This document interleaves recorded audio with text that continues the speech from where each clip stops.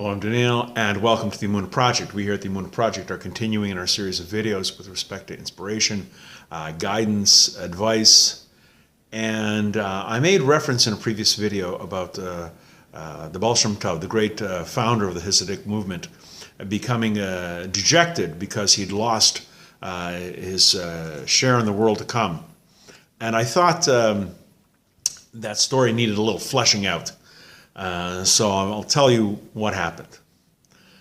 The great Baal Shem Tov, the founder and first leader of the Hasidic movement, a great, holy, pious man, a woman came to him and begged and pleaded for a blessing, a bracha, that she should have a child. She was childless and she was desperate for a child, and she came to the Baal Shem Tov, please give me a bracha, intercede for me.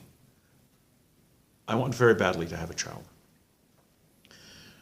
The Baal Shem Tov said to her, I've looked into this matter, and I have foreseen that you are destined not to have a child.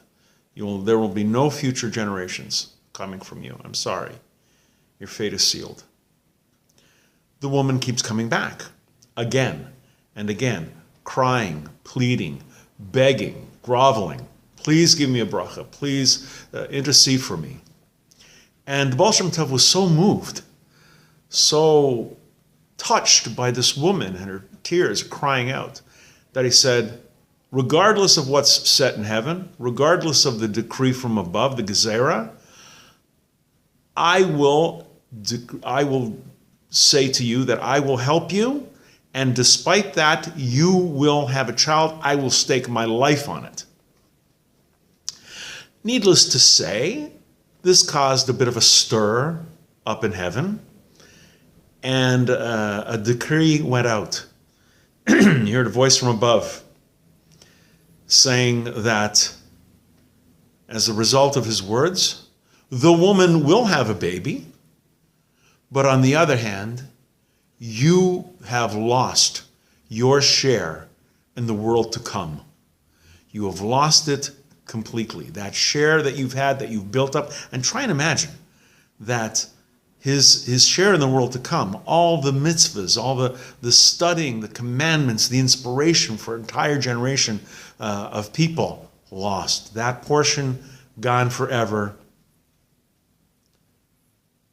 He was initially dejected, but then he was overcome with a sense of joy. His brokenheartedness was immediately followed by an ecstatic joy.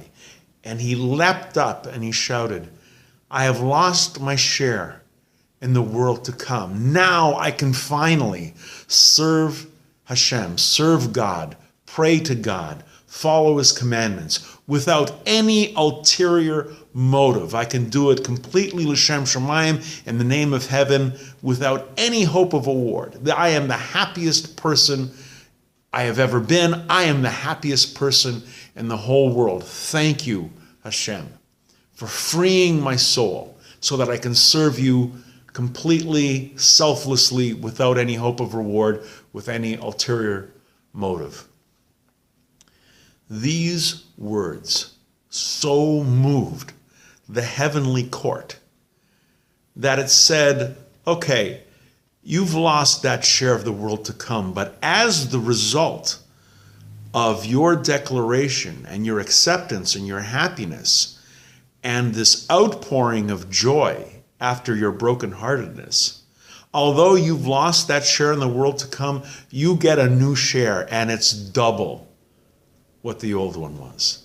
I needed to explain a little bit why such a great gadol, why a great person like the Baal Shem Tov could first of all have thought that he lost a share in the world to come, and how he got it back. We're going to be doing more videos along these lines. Please come back, please watch, please learn.